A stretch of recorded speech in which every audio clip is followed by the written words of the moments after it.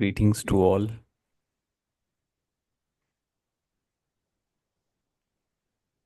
I would request Jacqueline to start today's session, please.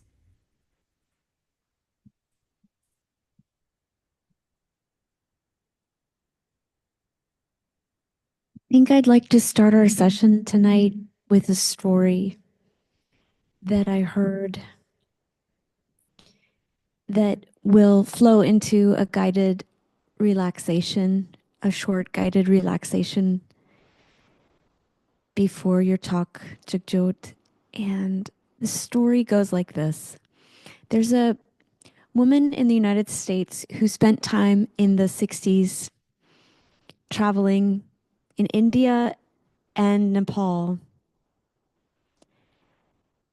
And she was drawn towards exploring Buddhism at the time. Although now she says her focus is mainly just non-denominational mindfulness in general. So it's easy to relate to her from any path or even no path. And she tells a story of going to Calcutta, India, and visiting a sage there by the name of Deepa Ma, a woman. And she said it was amazing because she was walking and winding her way through the narrow streets of Calcutta, and there was a lot going on. Markets, people, animals, people selling things, people buying things, um, people making things. And in fact, when she reached Deepa Ma's door, she had to go upstairs, she said, and below Deepa Ma's apartment was a metal cutting business. So there's Deepa Ma. This American woman knocks on the door, and there's Deepa Ma. When she says, "Come in," she opens the door, and she says, Deepa Ma is sitting in this tiny apartment with very simple, rustic furnishings. And in the background, so the windows are wide open. There's no AC. It's hot. And so Deepa Ma has her windows open to get air flowing through the space. So everything can be heard from the street below, including from the machine shop downstairs. And the woman said, amidst this shrill noise of metal being sawed,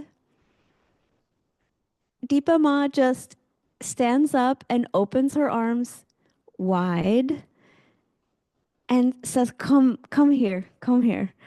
And she's completely unbothered, just so happy to see a visitor. She didn't even know or expect it. Now, this is before the internet, of course, so there was no, you, I think you just had to seek out people and then hope that they would have time to see you. And so she said, hello, didn't know her, but welcomed her, gave her a hug, then took her face. She said, Deepa Ma put her hands on her face and said in her ear, may you be peaceful, may you be happy.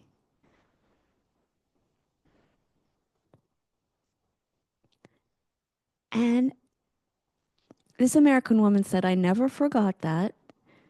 She said, I was completely floored at how a human being could find that, not only the peace among such external noise, but Deepa Ma had accessed her inner peace.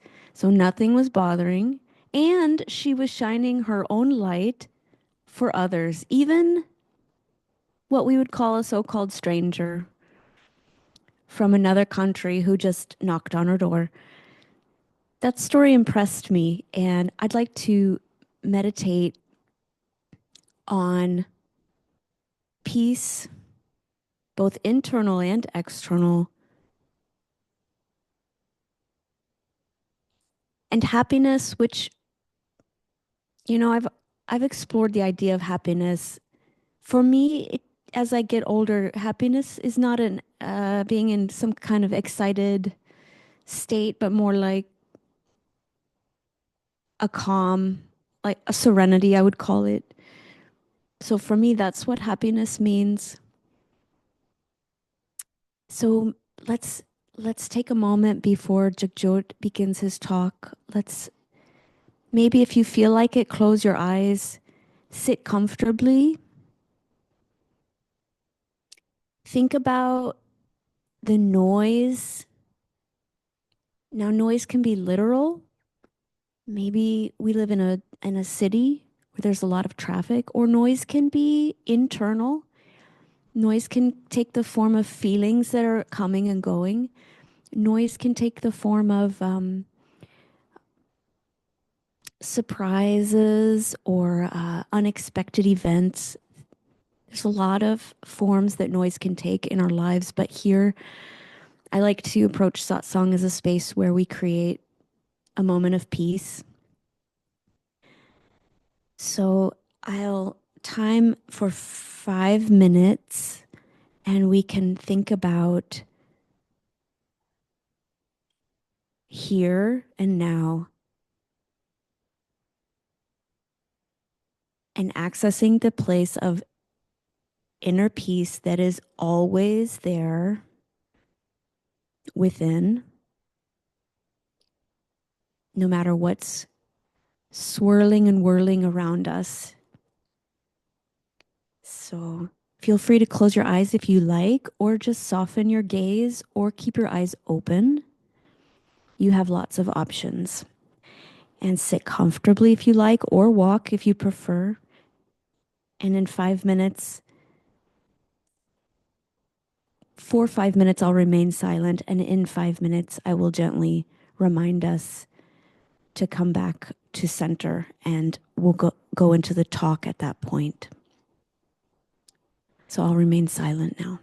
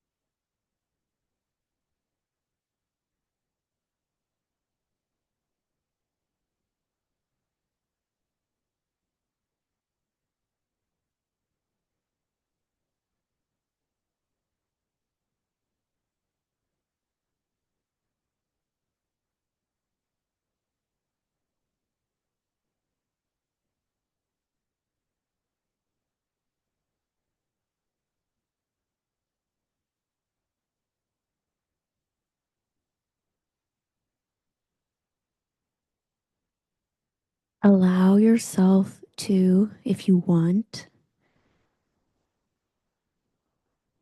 slowly bring your awareness to yourself and your immediate surroundings. And I'd like to end this relaxation session with the words, let there be peace, peace, peace.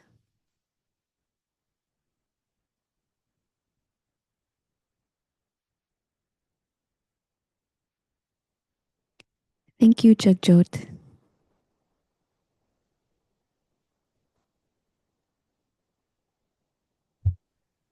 Thank you, Jacqueline, for that beautiful exploration, inner journey.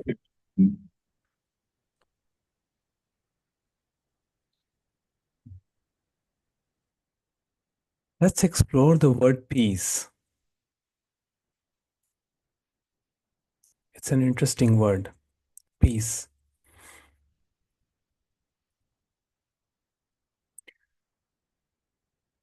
Ramesh Palsekar said that people may say that they want happiness, excitement, thrill, but deep, deep down, what everybody longs for is peace of mind. Peace of mind in daily living.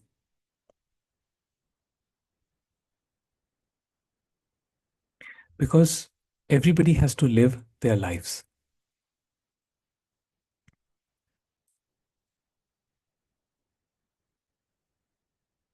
And therefore, he said that peace has to be found through relationships. That means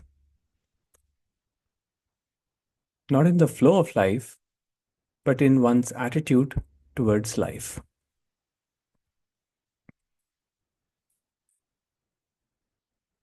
So, I would like to explore the heart space today without going too much into intellectual exploration of the concept.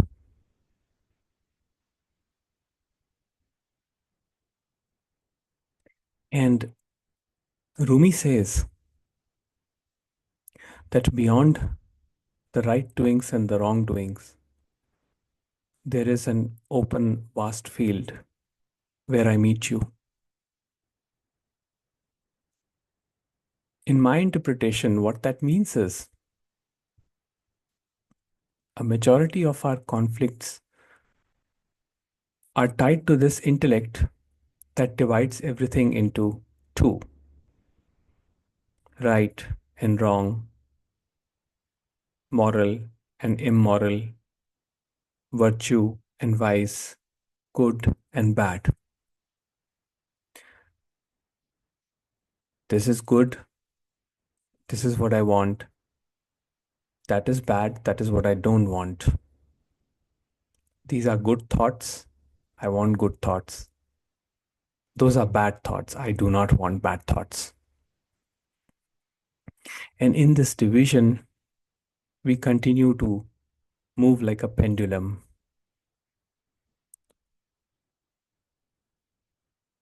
So we constantly experience what Nisargadatta Maharaj would say is an alternating cycle of pain and pleasure. It is like a pendulum. So one can imagine the pendulum moving to the extreme ends. So the moment a pendulum moves, let's say to one end, and let there be happiness or excitement, when it is at its extreme position, it is already gathering momentum to flow on the other side. That means when there is peak happiness, thrill, excitement, there is already a momentum building up in the pendulum to move to the extreme end of the other side, which is pain, anxiety, suffering. And the life flows like this: pain, pleasure, pain, pleasure. So, what really causes suffering? Suffering is not caused by this motion. Suffering is caused by not accepting this flow. Suffering is caused when I want to stick to pleasure and avoid pain. And sometimes it can be the other way around. Sometimes we get, we cling to our pain and avoid happiness too. Why? Because pain feels familiar and mind clings on to what is familiar. The conscious mind says, I have my choice, but the unconscious, the deep unconscious, does not have that discriminatory choice. It just clings on to whatever is familiar.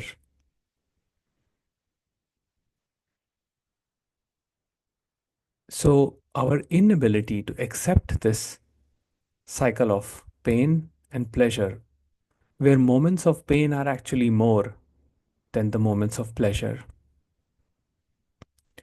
that is what causes suffering.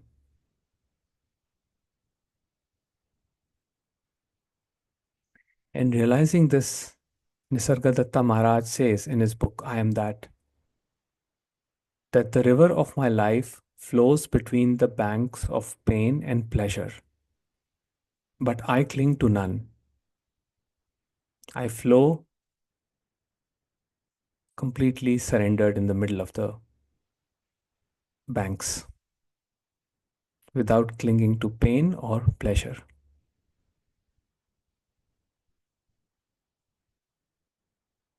We hold, we cling to ideas, concepts, thoughts, and a majority of our ideas and thoughts and concepts are based on right and wrong. Conventionally, what is right today may be completely wrong tomorrow. At one point of time in India, the practice of sati was considered right. Sati was a practice where a woman was burned alive when the husband died. The woman had to offer herself as a sacrifice to please gods, to show her dedication to her husband. That practice was abolished. But at that time, the consciousness of people allowed that to happen to many women. Even the practice of abortion was illegal, and I think it is till date illegal in some countries or some places. So the concept of right and wrong keeps changing from time to time. But when one ventures beyond these ideas, which can be very difficult because our life is spun around these ideas. This is right, that is wrong. It is very difficult for us to see beyond that. But those who can see, they get a taste of this peace that the masters talk about. And once this peace is seen, it is never lost. It remains as one's anchor.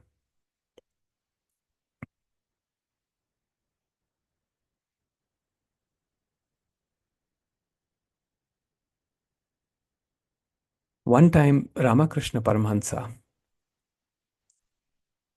was addressing a group of disciples, and a disciple eagerly got up and asked the master,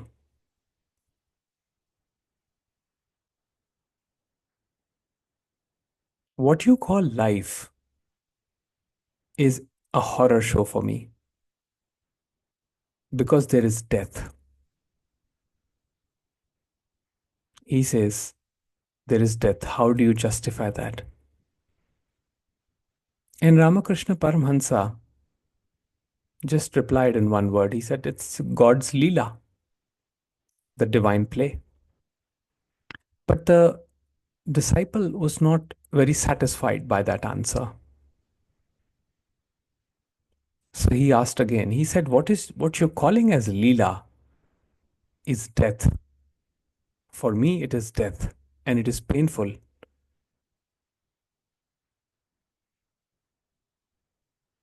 And then Ramakrishna Paramhansa said something which the disciple could not reply. And he said,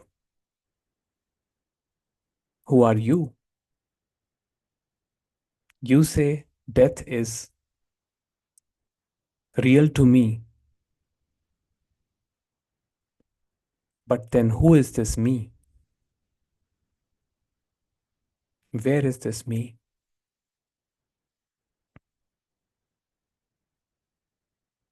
When people came to Ramana Maharishi and said, Maharishi, please help me destroy my ego because my ego is causing a lot of pain, Maharishi would say, first show me the ego, then I will destroy.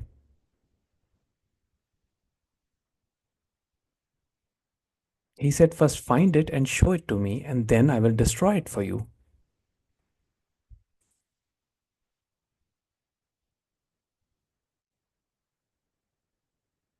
What we are trying to destroy is a piece of fiction.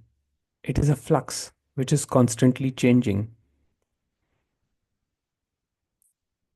What we are today has got nothing to do what we were 20 years back, 10 years back, or even 5 years back.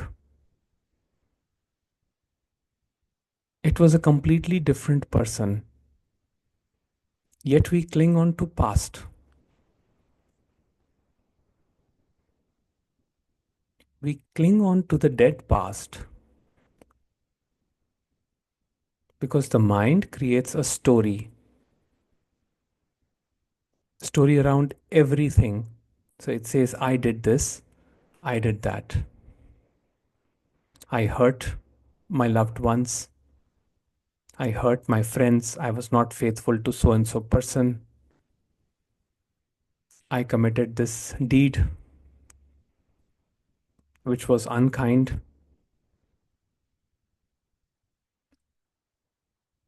But you see, all of that was done by the person who does not exist today in that form.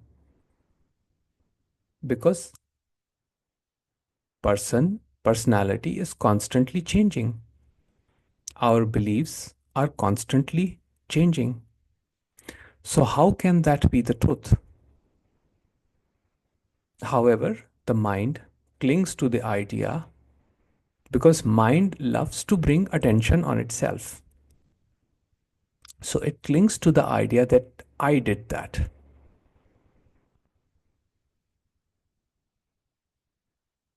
I hurt my parents, I hurt my children, I was not good to my spouse. All these ideas. And this does not change the person in any way. All it does is it just continues the person in the same way with just different attributes. But the person continues in the same manner, repeating the same things, the same acts in different ways.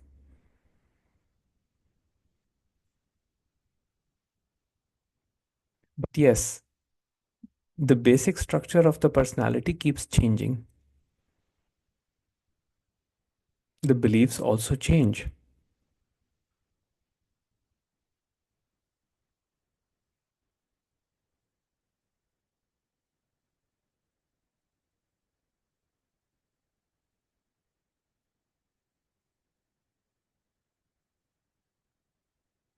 So, this whole idea of right and wrong, when one is quiet enough, when the mind is quiet enough, one can be in that peaceful zone where these ideas are not solid. It is not that we need to abandon our whole idea of right and wrong or morality or immorality, because without that, we cannot live our life. We need these ideas, we need these concepts to live life. The problem is not holding, the problem is not mere identification, the problem is grasping. When I'm convinced that I'm right and the other is wrong, that is when I create the separation between me and the other. And I try to impose my views, my opinions on others. But when I say that whatever I'm saying is only my concept, my belief, my personal experience, which can be very limited,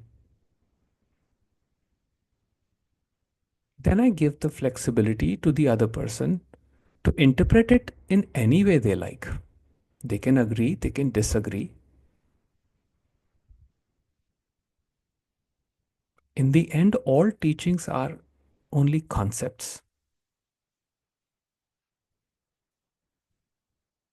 because truth cannot be communicated in words. The heart is not an object to be found. The heart shines within one. And there is a great quote in the Bible which says, I and my Father are one. That means what is closest to you is your Father, is your true self. And the suffering is that you try to find the self or the Father externally using techniques, trips, tricks, methodologies, practices. But the kingdom of heaven is here and now, as this, whatever is arising. And this is what peace is.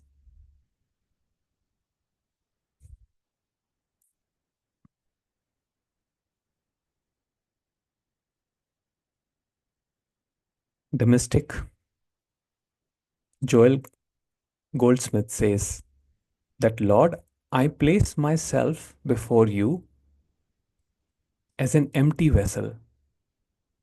Fill it with whatever you want. Fill it with pleasure or fill it with pain. I accept it all. I cling to none, I reject none.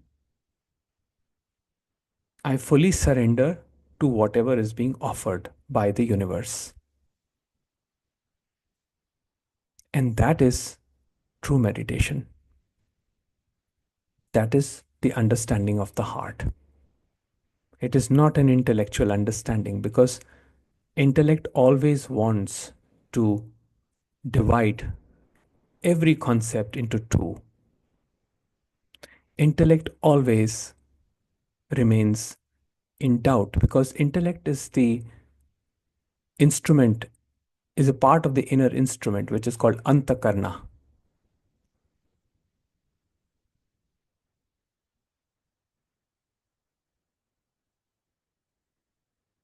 Antakarna, that is composed of manas, buddhi, chitta, ahankara. So it is all tied up. It is tied up with the ego. It is tied up with the mind. So it will divide. The intellect will divide everything into two. The moment it hears something, it analyzes every statement, every concept, and says it's right or wrong. Now, the ability to think critically is a wonderful tool in the world. And that is why perhaps it has been given to us. It is an amazing tool to explore the external world, to fully experience the external world and whatever the universe has to offer. But when trying to know one's own true nature, intellect is the last hurdle, because intellect keeps us confused. because its nature is dividing into two. Therefore, Ramesh Palsekar said most people, when they go through a period which is known as dark night of the soul, they experience a constant state of clarity in one moment and confusion in the other moment. And Rameshji called it flip flop. Am I following the right teacher? Am I listening to the right person or not? Am I on the right path or not? Are they taking advantage of me? And sometimes we would feel ecstatic. We would feel all the bliss in the world. And then the next moment, we would feel like we are in hell.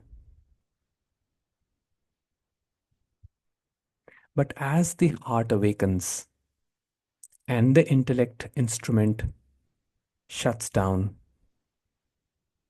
there is a new understanding.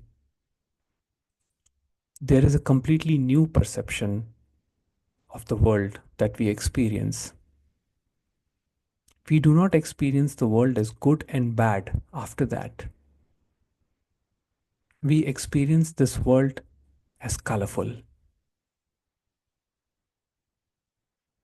and an amazing experience.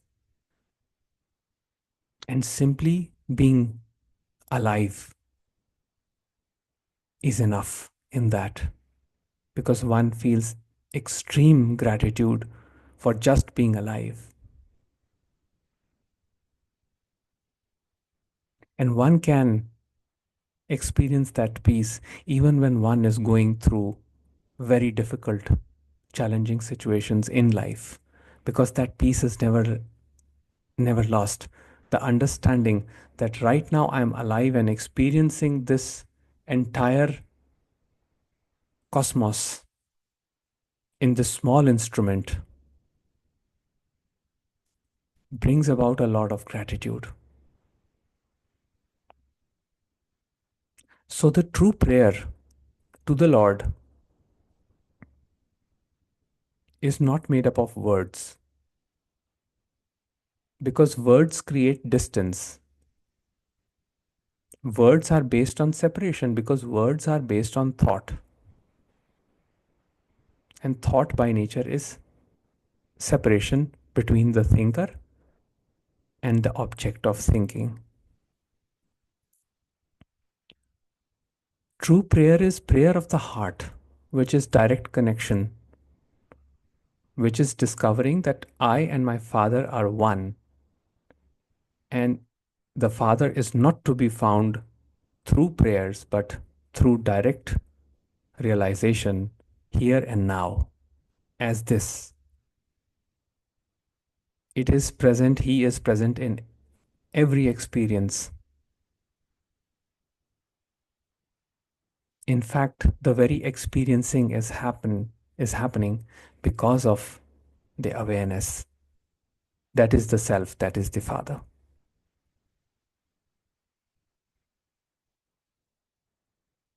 But for the heart to awaken, one has to move beyond the duality that is created by thought, the duality of right and wrong, good and bad.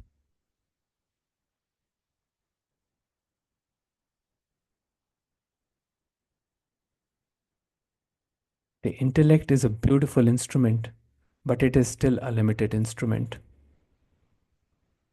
It cannot know anything in totality. Even in relationships, we assume so much. We assume that we know everything about the other person.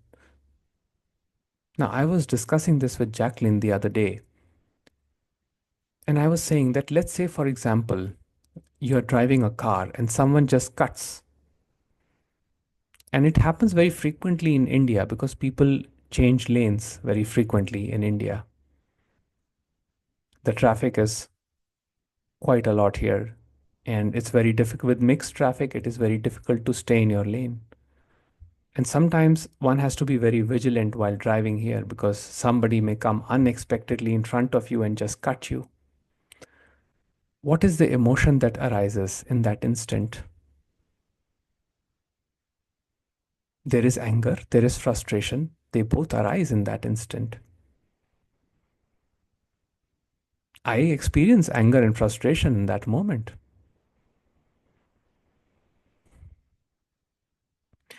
But then what happens after that?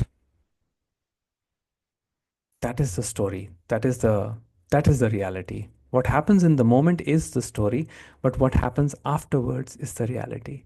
And what happens afterwards is that the teaching comes into play,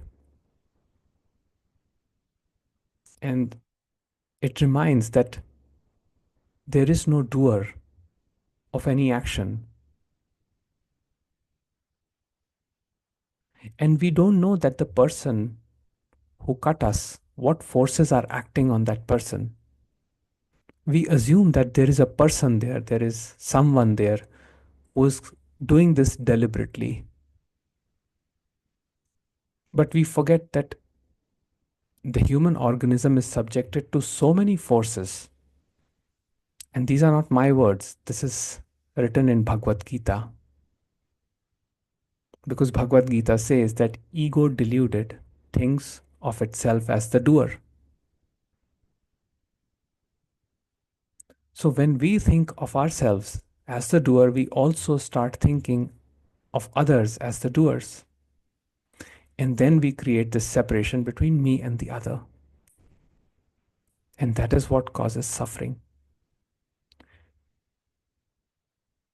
It is not to say that this knowledge will completely eliminate emotions. The emotions remain because without emotions, life cannot happen. So emotions always remain. But what changes with this understanding is there is no clinging to emotions. What happens, happens in the moment, and after that, it is forgotten. So, what takes over is the heart, is the peace. Similarly, in relationships, we lose grudge, we lose resentment because we start realizing that whatever action of the other person hurt us in a given moment happened because there were innumerable forces acting on that person, and he was not in control of any of those forces. Those forces can include childhood conditioning, trauma in life, bullying in school, bullying at work, accident, loss of a loved one. Are we in control of any of these? No, we are not. We cannot even control our own body system. Can we control and change our own heartbeat? We can't. Can we change the digestion? Can we change the breathing? We can't. It is all happening on its own. We may be able to temporarily alter using tips and tricks, but it will again come back to its own rhythm and follow its own pattern. So when we realize that human organism is subjected to so many forces that are beyond our control, things begin to change. And what really changes is our relationship. Because instead of blaming, shaming the other for their so perceived actions, our mind introverts on itself.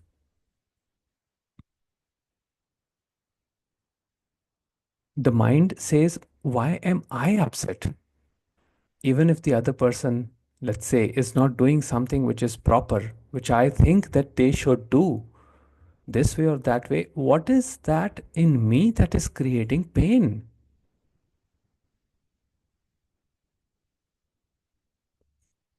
And this is the beauty. This is where the insight happens. The spiritual understanding, or in modern terminology, as we call it, awakening, happens. there is a dent in the structure of the personality because we see that it is not real, it is not true. It is this one moment and that the other moment. And Ramana Maharishi said, your job is not to be this or that. Your job is simply to be. Because your being is of the highest value, not your doing. And somebody once once asked me that, but if we don't do anything, don't we become a parasite? Aren't we just hogging up resources and contributing nothing to the world?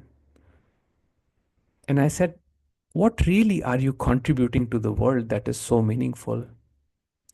All your contributions can be seen outside the window of New Delhi, where the pollution is so high that the air is unbreathable, where the traffic is so high that people are having psychological challenges. Where is the peace? And yes, we are destroying the environment through every action. The only worthwhile action that you do is your breathing, because your breath, with through your breath, there is an exchange with the external environment that is really meaningful. Other than that, all your concrete structures that you have built, all the things that you have accomplished for yourself, is actually creating more and more divisions in the world. And to this date, we have wars despite so much spiritual wisdom from so many masters, so many traditions, so many countries. We still have wars.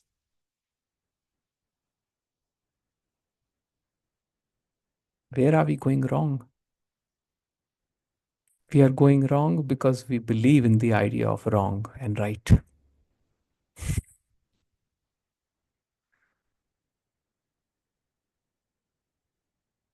So letting oneself loose and relaxed can actually be a great pointer to experience peace. Because forget about being a good person. If you can be the least nuisance to the world, that is good enough. Just be the least nuisance to the world. So I want to be known that way, that Jagjot Singh was the least nuisance. I don't want to be good enough. That would be an accomplishment, actually, a great accomplishment for me. It's like he was a nuisance, but a little, you know, a little.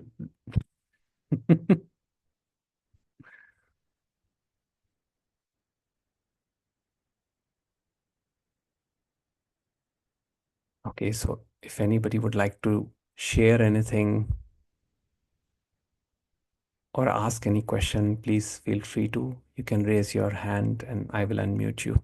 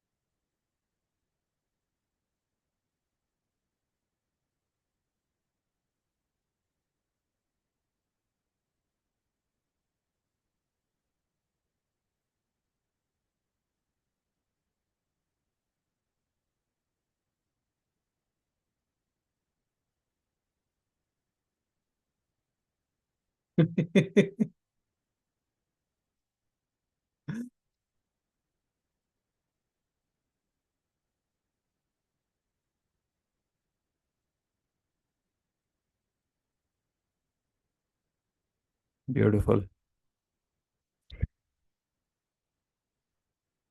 You know, silence actually means a lot. And sometimes there are actually no questions.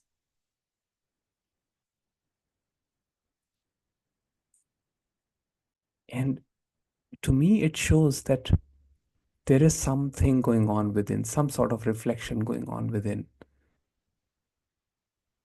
Or people are asleep. That could also be true. So either they're asleep or something deep is going on within. But yes, the questions will definitely come up. So those of you who feel you cannot, the questions, if the questions are not coming up, you can always send me an email and I will respond to that. Otherwise, we are always here for satsang. Satsang means in the company of truth. Not my truth, but in the company of truth. So you're always welcome to join and contribute. So I will just wait another minute, and if anybody would like to share anything or ask anything, please do feel free to. Otherwise, we'll conclude the session and then meet next week.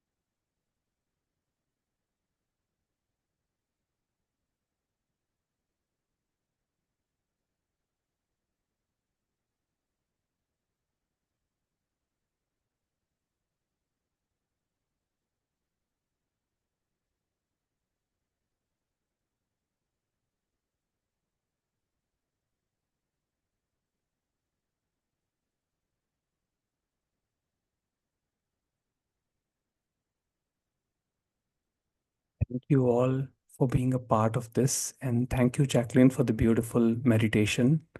And we will meet next week. Wishing you all peace.